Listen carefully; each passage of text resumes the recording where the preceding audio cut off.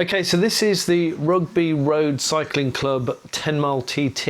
It was on Sunday the 27th of July. We had quite a good turnout from the ABR club. I think there were 9 of us altogether.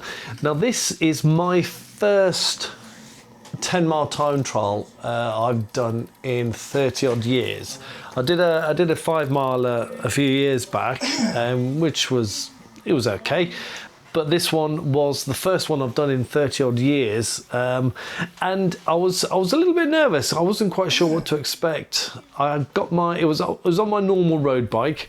I had my aero bars on them, almost positioned correctly. They had to be quite flat because I've got a bit of a stomach, and if they were in the right position, then I couldn't breathe because my knees were hitting my stomach, so it wasn't great. So it was a bit of a compromise. So this is quite a flat course, as you can see by the elevation diagram on screen. Power wise, well, my FTP the last time I checked was 255, so I was kind of looking at around sort of 260 for the whole 10 miles. I would have liked to have beaten 26 minutes. I did a couple a few weeks back on Zwift, a couple of 10 milers, but they weren't great. I mean, I did 26 minutes 30 on one and 40 on another. So, it would have been nice to have done, under 26 minutes. It wasn't quite there, but it was still okay. It wasn't a bad time. I actually averaged out for the whole lot 254 watts, so that was pretty good. I couldn't have asked for much more. This first section was quite flat, but not knowing how I was going to be, it was still, it's a time trial, and I know they're always painful. You're always going at not full power, but you're going hard all the time. But it wasn't easy. I'm sort of 22, 23 miles an hour down here, and in a minute you'll see me past, and he really flies by. The winner of the 10 mile time trial, which was David Mead, I believe his name is, and at about a mile and a half he absolutely flies past me. His average speed was 31 miles an hour, just under 31 miles an hour. Did it in 19 minutes something. A ridiculous speed. My average speed was 22.5 miles an hour. I did it in 26.51. So, it wasn't bad. It was okay for a first one. I've got another 10 mile time trial in a week's time from putting this video out, so I now know what to expect, and hopefully I'll be able to beat this time that I did here.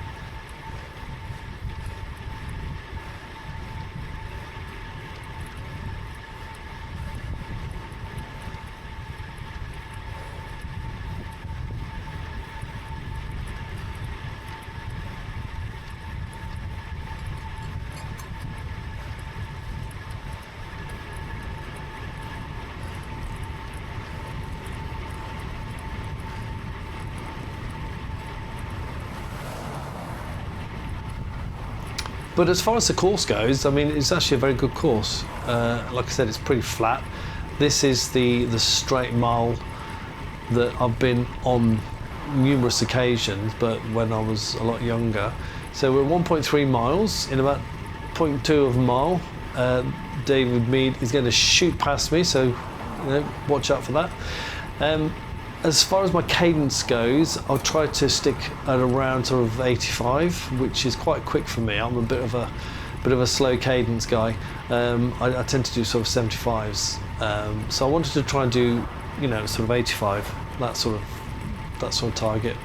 My heart rate, I mean, I was just keeping an eye on it to see what it was doing, but it was in the 160s.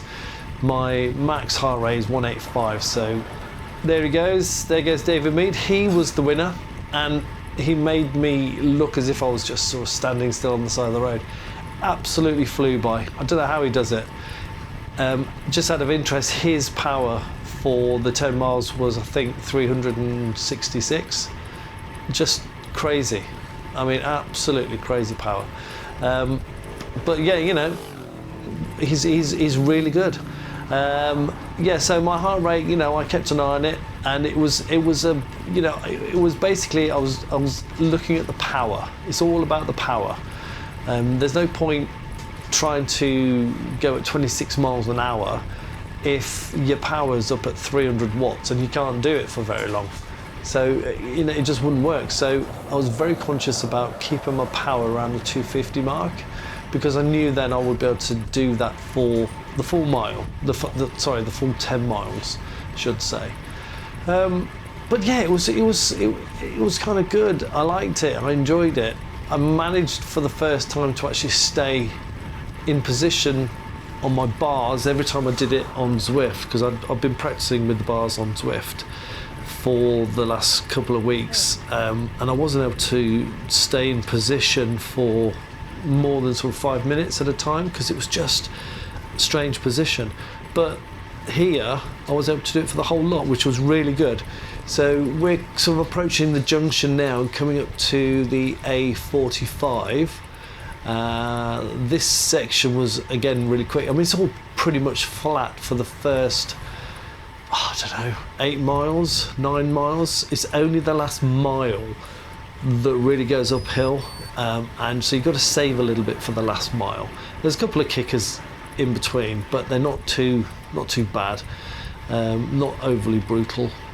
But yeah, you've got to. It's that last slog. It's not a huge hill or anything like that, but it's just a real drag for a mile. And if you've been killing yourself up to that point and you've got nothing left, you've had it. It's game over. So you've got to keep some in reserve. So entering the A45, always aware of vehicles as you're going onto this bit, because they come really fast and quite close, like that one. Even though there are signs everywhere, it's a well organised event actually, so kudos to Rugby Cycling Club. They had signs everywhere. There were people on the junctions, people on the islands. There was one chap on one of the islands who would say whether or not there was traffic there. So go. Whereas on one of the islands, unfortunately, I got caught up with the traffic, and he just said, "Oh, that was unlucky." Thought, cheers, mate. Thanks very much for that. So this is it. I mean, I'm not going to bore you with the whole video, with the whole 10 miler, because you know it's 26 minutes, and I don't think you really want to see all of it. So I do speed it up in a bit, thankfully for you. But yeah, I mean, you can see the watts I'm doing, 250 to 300 watts. So for me, that was quite good. 24 miles an hour or so. We're starting to go a bit downhill. So, you know, good wide roads, and the cars were behaving themselves. So, you know, I can't complain. It wasn't, I mean, it hurt, but there we go. I'm speeding up now because, you know, I can't be bothered with showing you all of it.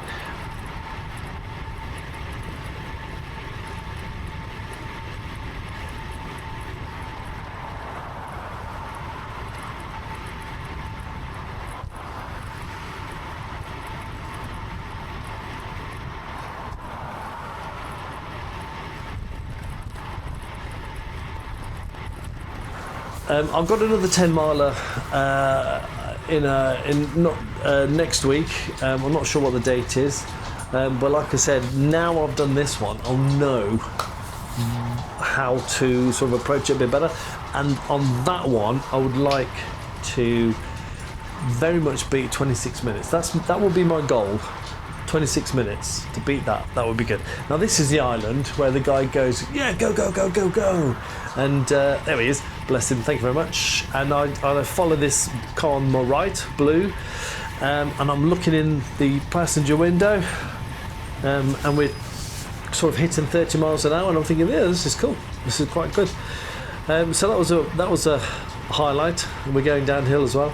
which is good, although now we're actually going uphill a bit, but you know, what goes down always goes up in cycling and vice versa, so let's speed it up a bit.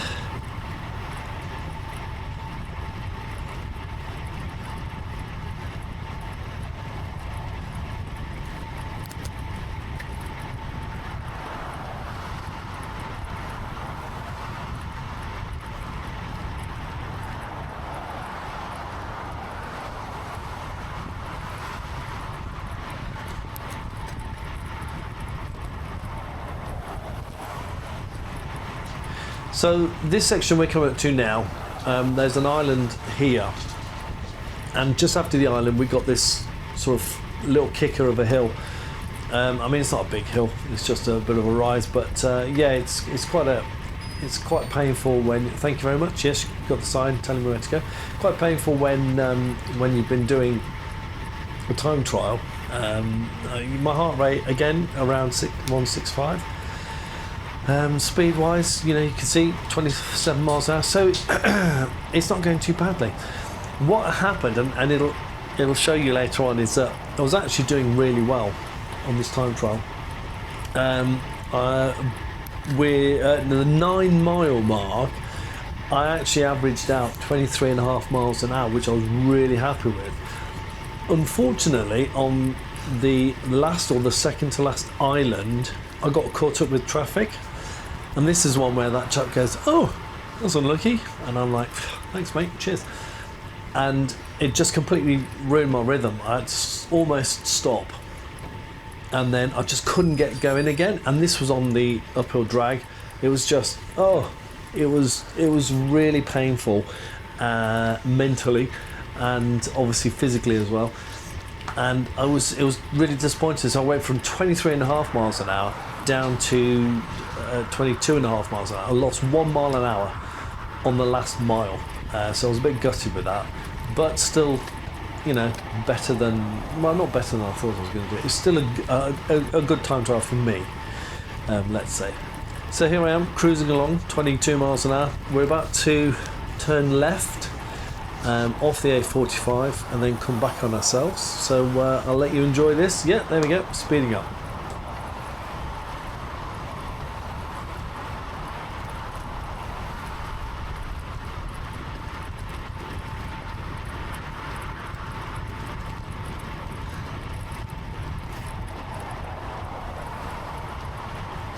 So this section here, we're going to turn off, get off the A45. We hit an island and go back on ourselves, as you can see the map in the top right. And from this point onwards, it's still fairly flat, but it's now starting to go mainly uphill, ever so slightly, for a mile, and then the last mile it just kills. Fortunately, didn't get caught up with any traffic there, which was good. The roads weren't too bad, pretty decent roads, not too many potholes. Now, just ahead of us there, now this is a chap that was, he was 2 minutes in front of me.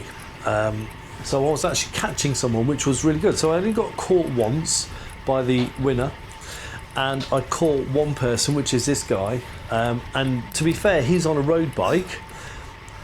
So no tri-bars or anything like that, no TT bike or anything. So he's on normal road bike, and he's an elderly gentleman. I'm not sure how old, but 60s, 70s, maybe older. So in fairness, you know, he wasn't going as quick as me, and you know, but he was still entering these time trials, and he's giving it a go, which is the main thing. You know, it doesn't matter if you get past, it's all about you. You know, time trials are the race of truth, and it's all about you, what you can do, not about who wins and who loses, unless of course you're David Mead, in which case you'll win. And as I always say, no one ever remembers second place, but that's not why I do it.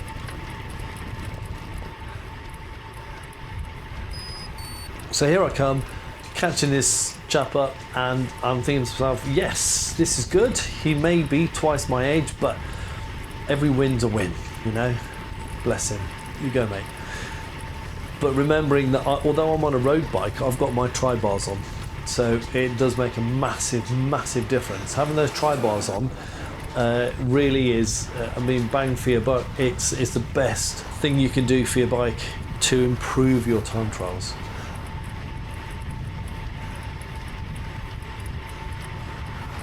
Now then, is this the roundabout? This is the roundabout. I get caught by these two cars. Absolutely gutted. Excuse me.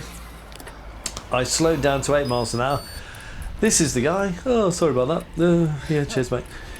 And I try and get back into it, but I just can't do it. I mean, you know, I'd make 280 watts, 300 watts, and I'd just peak at 20 miles an hour, but it's all uphill now, and that's it.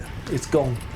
I'm absolutely killing myself doing this, and I can't go any faster. So I lost all the momentum coming out of that island. Just gutted with that. So there we are. There's the mile to go mark. And yeah, it's just pain, pain, pain all the way to the end. I'll let you enjoy.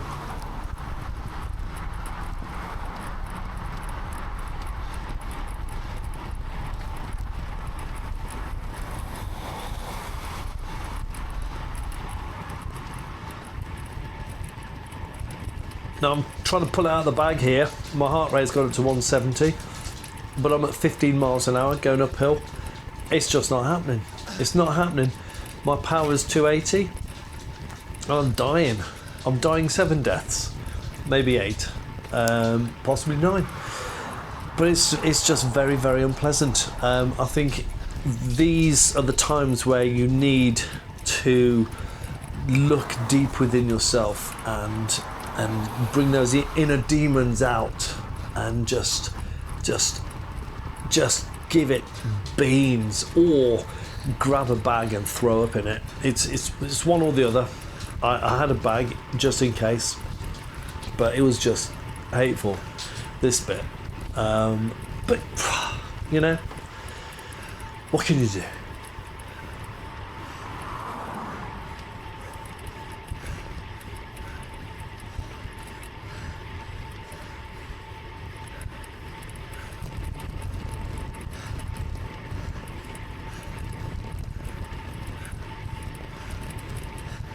Now this bit here, I have to confess, I didn't actually know, what I kind of knew, but I wasn't sure 100% where the finish was. So I was kind of praying that it would come soon. It kept going, and I was thinking, come on, it's just after a lay-by, and I think this is this the lay-by on the left? I can't think. It might be. It's very close. We've only got half a mile left, and it's very soon. I knew it was soon, but I wasn't sure when. And I was kind of hoping that it would be obvious, and they're not just hiding in a bush and taking numbers as they go by. I was hoping it was going to be obvious. I think it was. Yes, it was. But there was only 2 people there. Keep going uphill. Keep going uphill. I don't want it. It hurts. Heart rate's 170. My cadence isn't bad, but my speed is just atrocious. I'm now giving it everything I've got. I'm nearly 300 watts, and I'm only doing 18, 19 miles an hour. It's pants. In fact, it's big, wet, granny pants. Now then, here. Oh, is this? Just past here is the lay-by. It's just past this lay-by. So we're coming up to the end, and I'm looking at this and I'm thinking, my God, this has got to finish soon. This has got to finish soon.